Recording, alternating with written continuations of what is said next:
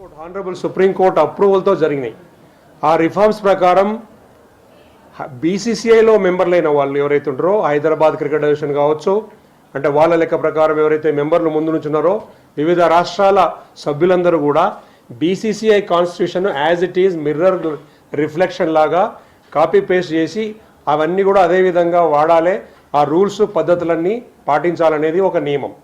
దాంట్లో భాగంగానే వీళ్ళు 15-16లో వచ్చిన డ్రాఫ్ట్ కాన్స్టిట్యూషన్ బేస్ చేసుకొని ఎప్పుడైతే వీళ్ళ constitution Hyderabad cricket association constitution amend చేయలేదో 2016లో అడ్వకేట్ గోవింద్ రెడ్డి గారు అప్పుడు ఒక బిల్ ఫైల్ చేసిండ్రు. ఫైల్ చేస్తే అది justice Dave and justice Sitapathi గారి కమిటీ అపాయింట్మెంట్కి దారితీసింది హైకోర్టు ద్వారా. ఆ అపాయింట్మెంట్ రిఫార్మ్స్ తర్వాత 2018లో వివేకానంద్ గారు ప్రెసిడెంట్గా ఉన్నప్పుడు 2018లో బీసీసీఐ కాన్స్టిట్యూషను మేము ఫాలో అవుతాము, అదేవిధంగా దాన్ని కాపీ పేస్ట్ చేసి మేము ఉన్నట్టుగా ఈ కొత్త రిఫార్మ్స్ అన్ని అడాప్ట్ చేసుకుంటామని అప్పుడున్న హైదరాబాద్ క్రికెట్ అసోసియేషన్ కమిటీ మేము 2018 అమెండ్మెంట్ అని వీళ్ళు కొత్త కాన్స్టిట్యూషన్ 2018లో అమెండ్మెంట్ చేసి బీసీసీఐకి పంపించారు, తర్వాత సుప్రీంకోర్టుకు పంపించారు, తర్వాత అప్పుడున్న డివిజన్ బెంచ్ కూడా పంపించారు హైకోర్టులో. ఇది పబ్లిక్లో వచ్చిన డొమైన్లో ఉంది, అందరికీ తెలుసు. అందరం ఏమనుకున్నామంటే హైదరాబాద్ క్రికెట్ అసోసియేషన్ సుధరాయిస్తుంది, దారిన పడ్డది, ఇక్కడి నుంచైనా మంచి రోజులు వస్తాయి, గ్రామీణ క్రీడాకారులకు కానీ టాలెంట్ ఉన్న వాళ్ళకి అందరికి కూడా ఫెయిర్ ఆపర్చునిటీ వస్తుంది అనేది అనుకున్నాం. కానీ అట్లా జరగలేదు. ఈ 2018 రిపోర్ట్ ఏదైతున్నదో ఈ రిపోర్ట్ సబ్మిషనే ఫ్రాడ్, ఇందులోనే ఫ్రాడ్ జరిగింది. ఏంటంటే బాజాప్తా ఓపెన్గా ఇప్పుడు మనం చూస్తాం, మీకు చూపిస్తున్నాం.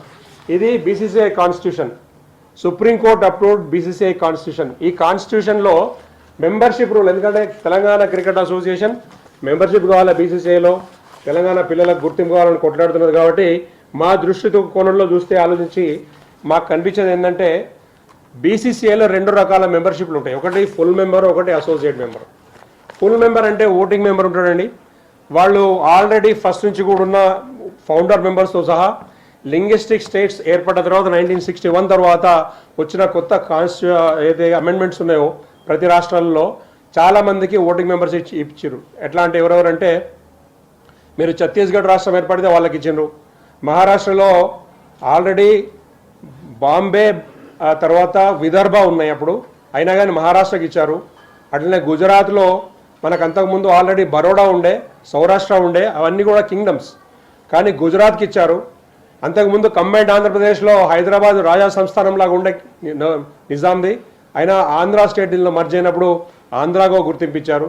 అదేవిధంగా కొత్తగా తెలంగాణ రాష్ట్రం ఏర్పడ్డది కాబట్టి మాకు ఇవ్వండి, మీ కొత్త కాన్స్టిట్యూషన్ ప్రకారము ఒక రాష్ట్రానికి ఒకటే ఫుల్ మెంబర్ ఉండాలన్నారు కాబట్టి తెలంగాణకు అసోసియేట్ మెంబర్ ఇవ్వండి, మాకు ఓటింగ్ రేట్ అవసరం లేదని అడిగినాం.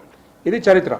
అయితే 18లో వీళ్ళు అమెండ్మెంట్ చేసుకున్న కాన్స్టిట్యూషన్ ప్రకారం మేము అసోసియేట్ మెంబర్ అడుగుతున్నాం అని చెప్పి ఇక్కడ వీళ్ళ మీద రిఫ్లెక్ట్ అవుతుంది అని చెప్పి మేము హెచ్సీఏ అసోసియేట్ మెంబర్ అడగాలి. మేము అడిగింది బీసీసీఐలో అసోసియేట్ మెంబర్, మేము హెచ్సీఏలో భాగస్వామ్యం అడగాలి, హెచ్సీఏ జోలికే పోలే. అయినా కానీ మాకు అడ్డం పడుతూ వచ్చి అడుగుతున్నాం. ఇవాళ వీళ్ళ గుర్తింపును రద్దు చేయాలి, ఎందుకంటే ప్రతిసారి కంటెంప్ట్ చేస్తున్నారు. 2018లో బీసీసీఐ ఇచ్చిన ఆర్డరు, హైకోర్టు ఇచ్చిన ఆర్డరు, 19లో సుప్రీంకోర్టు ఇచ్చిన ఆర్డరు, 21లో బీసీసీఐ ఇచ్చిన ఆర్డరు, అన్ని తుంగలో దొక్కినరు. మొన్న మార్చి 21 రోజు బాంబే హైకోర్టు ఇచ్చిన ఆర్డర్ కూడా తుంగలో దొక్కి 29 మార్చి రోజు హెచ్సీఏ కొలాబరేషన్ విషయంలో మీటింగ్ పెట్టుకొని రాజీవ్ గాంధీ ఇంటర్నేషనల్ స్టేడియంలో ఇదే మొన్న అరెస్ట్ అయిన ఆఫీస్ బేరర్ల సమక్షంలో ఒక మీటింగ్ జరిగింది, దాన్ని కూడా తుంగలో దొక్కి ఇవాళ దాన్ని కంటెంప్ట్ చేసి కోర్టు కంటెంప్ట్ చేసి అందరూ కూడా ఇలా సభ్యులందరూ కమిటీ మెంబర్లు అపెక్స్ కౌన్సిల్ సభ్యులందరూ కూడా క్రైమ్ చేస్తున్నారు. వీళ్ళు చేస్తున్న 5-6 రకాల అంశాలు చెప్తే చాలా ఇంపార్టెంట్, మీరు మిత్రులను తెలుసుకోవాలి, ఇది పబ్లిక్ తెలుసుకోవాలి. వీళ్ళు ఎట్లా చీటింగ్ చేస్తున్నారు, వీళ్ళని ఎందుకు రద్దు చేయాలనేది వాళ్ళు నేను మీకు సాక్ష్యాలతో చెప్తా. దీన్ని వెనుకున్న వాళ్ళ ఇన్ఫ్లుయెన్స్ ఏ విధంగా పనిచేసింది, ఏ విధంగా వీళ్ళు మొత్తము క్రికెట్ ఎరీనాను డొమైన్ను క్యాప్చర్ చేసి ఇంతకుముందు ప్రభుత్వంలో ఉన్న పెద్దలు ఎట్లా కంట్రోల్ చేసినప్పుడు మీకు చెప్తా. మొట్టమొదటిది బీసీసీఐ కాన్స్టిట్యూషన్లో ఫుల్ మెంబరు అసోసియేట్ మెంబర్ అని ఉంటుందండి. అయితే వీళ్ళు ఇందులో ఉన్న అయితే రిఫ్లెక్షన్ హైదరాబాద్ క్రికెట్ అసోసియేషన్ తీసుకున్న ఏదైతే కొత్త కాన్స్టిట్యూషన్ ఉందో ఇందులో దీనిలో ఒక 10 పేజీలు గాయబ్ చేశారు. అందులో ఏంటంటే అసోసియేట్ మెంబర్ అనేది క్లాజే తీసి పడేశారు. ఏంది మీకు చెప్తా, అసోసియేట్ మెంబర్ డిఫరెన్స్ ఏంది చెప్తా. ఓటింగ్ మెంబర్ అయితేనేమో ఓటింగ్ ఉంటుంది, ఫుల్ మెంబర్ ఉంటాడు, డబ్బులు కొంచెం ఎక్కువిస్తారు, రంజీ ట్రోఫీ అన్నీ ఉంటాయి, ఆడిపించుకుంటారు. కానీ అసోసియేట్ మెంబర్ అని అంటే ఎవరెవరంటే వీళ్ళు బీసీసీఐ కాన్స్టిట్యూషన్ ప్రకారం ఓటింగ్ రైటు ఇవ్వలేదు. ఎవరికి ఇవ్వలేదు? Railway sports promotion board, all India universities ఇట్లాంటి వాళ్ళకు అసోసియేట్ మెంబర్ కింద, ఎందుకంటే వాళ్ళకు ఒక స్పెసిఫిక్ జ్యూరిడిక్షన్ అంటూ ఉండదు, దేశమంతా ఉంటారు కాబట్టి. కానీ వాళ్ళ రిప్రజెంటేటివ్స్ ఇన్స్టిట్యూషన్స్ కింద అసోసియేట్ మెంబర్ కింద బీసీసీఐలో రిప్రజెంట్ చేయొచ్చు. ఒకవేళ రిప్రజెంట్ చేస్తే వాళ్ళు కనుక రిప్రజెంట్ చేస్తే వాళ్ళు స్పోర్ట్స్ ప్రమోషన్ బోర్డ్స్ కాబట్టి వాళ్ళ తరఫున ఒక ప్లేయర్స్ ప్యానల్ ఉంటుంది. అంటే క్రికెటర్లను రిక్రూట్ చేసుకుంటారు కాబట్టి వాళ్ళకి స్పోర్ట్స్ ప్యానల్ ఉంటుంది, స్పోర్ట్స్ ప్లేయర్స్ ప్యానల్ ఉంటుంది, అంటే క్రికెటర్స్ ప్యానల్. దాని నుంచి ఎలక్షన్ పెట్టుకొని ఆ ఎలక్షన్లో ఎలక్ట్ అయిన రిప్రజెంటేటివ్ వచ్చి ఏజీఎంలో పార్టిసిపేట్ చేయొచ్చు, ఏజీఎంలో పార్టిసిపేట్ చేయొచ్చు అనేది రూల్ కాన్స్టిట్యూషన్లో రాసి ఉన్నది. అది మీకు కాపీ ఇస్తాం.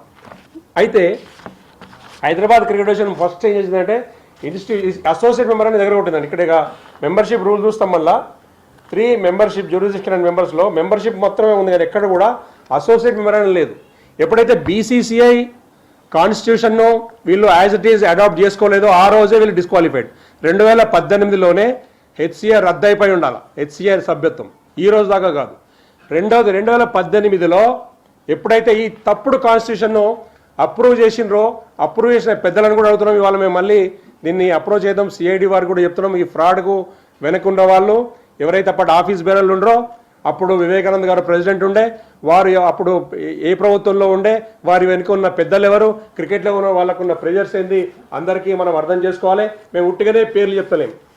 ఒక కాన్స్టిట్యూషన్నే తప్పుడుగా ఫ్రాడ్ చేసేంత ధైర్యం వీళ్ళు చేసినారంటే ఇమ్మీడియట్గా వీళ్ళని రద్దు చేయకపోతే ఇంకెన్ని మోసాలు చేస్తారు అనేది మేము ప్రశ్నిస్తున్నాం.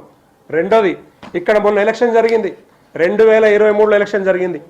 ఎలక్షన్ జరిగినప్పుడు ఒకవేళ వీళ్ళు కాన్స్టిట్యూషన్ ఫాలో అయ్యేటోళ్ళైతే, బీసీసీఐ కాన్స్టిట్యూషన్ ఫాలో అయ్యేటోళ్ళైనా, వీళ్ళ సొంత కాన్స్టిట్యూషన్ ఫాలో అయ్యేటోళ్ళైనా కానీ వీళ్ళు ఏం చేసి ఉండాలంటే ఒక అన్ని ప్రతి ఏదైనా ఒక ఎస్ఎల్పి వేసుకుని, వీళ్ళు ఎస్ఎల్పి నెంబర్ 6229 ఆఫ్ ఏదో ఉంది 2021 సుప్రీంకోర్టులో నడుస్తుంది.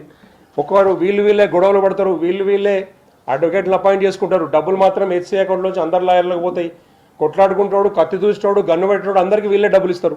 హైదరాబాద్ క్రికెట్ అసోసియేషన్ ఆ ఫ్రాడ్ మేము బయట పెట్టి వాళ్ళందరికీ నోటీసులు పంపిస్తే దాని మీద ఇంతవరకు ఆన్సర్ లేదు. దాని మీద కోర్టులో కేసు, సుప్రీంకోర్టులో కేసు కూడా ఫైల్ చేసినాం. ఆపోజిట్ లాయర్లకు డబ్బులు పే చేయడం అంత దుర్మార్గం ఇంకెక్కడ ఉంటుందా చెప్పండి? ఎంత ఫ్రాడ్ అది, ఎవరిని మభ్య పెడుతున్నారు? ఈ డబ్బులన్నీ కూడా పబ్లిక్లీ అకౌంటబుల్ డబ్బులు ఇవి.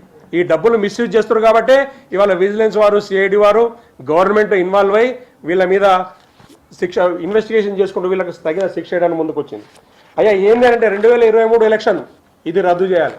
ఎందుకు రద్దు చేయాలంటే మనం అందరం చూస్తున్నాం, చీటింగ్ ఫోర్జరీ చేసి జగన్మోహన్ రావు ఏ విధంగానైతే అధ్యక్షుడిగా ఎన్నికైండో, ఆయన అధ్యక్ష ఎన్నికలో నాకు ఆశ్చర్యం వేసే విషయం ఏంటంటే క్రికెట్కి ఏమాత్రం సంబంధం లేనోడు, హైదరాబాద్ క్రికెట్ అసోసియేషన్లో ఉన్న 220 మంది సభ్యులకు ఎవరికి ఫ్రెండ్షిప్ లేనోడు సడన్గా వచ్చి 1 మంత్ ముందో 2 నెలల ముందో దిగి ప్రెసిడెంట్గా ఎలక్ట్ అయినట్టు నాకు ఆశ్చర్యం వేసింది.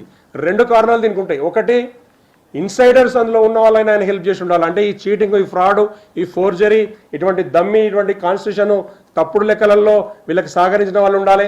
దానికి కారణం ఏంటంటే ఎవరెవరైతే మేము ఇచ్చిన 2వ అడిషనల్ కంప్లైంట్లో పేర్లు ప్రస్తావించినామో, జాన్ మనోజ్ కావచ్చు, వంక ప్రతాప్ కావచ్చు, హర్షద్ అయ్యబ్ కావచ్చు, అజరుద్దీన్ కావచ్చు, విజయానంద్ కావచ్చు, ఇట్లా పేర్లని చెప్తాను నేను. గత 10 సంవత్సరాలలో ఆఫీస్ బేరర్లుగా ఉన్న ప్రతి వ్యక్తి ఇన్సైడర్. అప్పుడున్న గవర్నమెంట్ వీళ్ళ మీద కేసులు పెట్టినప్పుడు, అంతకుముందు జరిగిన కేసుల్లో వీళ్ళ మీద ప్రెషర్ ఉంటే ఆ కేసుల్లోంచి తప్పించుకోవడానికి, వీళ్ళకి శిక్షలు పడకుండా ఉండడానికి గవర్నమెంట్కు సరెండర్ అయ్యి వీళ్ళప్పుడు వాళ్ళ మనిషిని ప్రెసిడెంట్ చేయడానికి సహకరించిన దొంగల సపోర్ట్ తోటి జగన్మోహన్ రావు ప్రెసిడెంట్ అయ్యిండు. అందులో 1 ఓటుతో గెలిచిండు. 63 ఓట్లు వచ్చినాయని తెలిసింది మాకు. 63 ఓట్లు ఎట్లా పడ్డాయంటే అందులో 23 ఓట్లు ఫ్రాడే. ఎట్లా ఫ్రాడు? ఇప్పుడు జస్టిస్ నాగేశ్వరరావు గారు ఆఫ్టర్ ఆల్ రిఫార్మ్స్ ఆయన చేసిన ఇంప్లిమెంటేషన్ రికమెండేషన్స్ తర్వాత 2023లో ఎలక్షన్ డిక్లేర్ చేయాలని వి సంపత్ కుమార్ గారు అప్పటి ఫార్మర్ ఎలక్షన్ కమిషనర్గా పనిచేసిన ఆయన ఐఏఎస్ ఆఫీసర్ను ఎలక్షన్ ఆఫీసర్గా అపాయింట్ చేసి, ఇగో బాబు ఇది ఫైనల్ లిస్టు, వీళ్ళు ఓటర్లు, వీళ్ళని పిలిచి నామినేషన్లు తీసుకొని నువ్వు ఇమ్మీడియట్గా నువ్వు ఎలక్షన్ కండక్ట్ చేయని అప్పచెప్పిపోతే, ఇందులో ఎలక్షన్ సార్ ఇక్కడ చూడండి, ఇది క్లబ్ల లిస్టు, ఇది అప్రూవ్డ్ జస్టిస్ నాగేశ్వరరావు గారు అప్రూవ్డ్ చేసిన ఓటర్స్ లిస్టు. ఏది క్లబ్స్ లేదా ఇన్స్టిట్యూషన్స్. దీని పక్కన దాని రిప్రజెంటేటివ్ ఎవరు? ఎందుకంటే ఇష్యూ అంతా కూడా ప్రాక్సీ ఓటింగ్ జరుగుతుంది, చీటింగ్ జరుగుతుంది, కాన్ఫ్లిక్ట్ ఆఫ్ ఇంట్రెస్ట్ ఉంది అనే ఉద్దేశంతో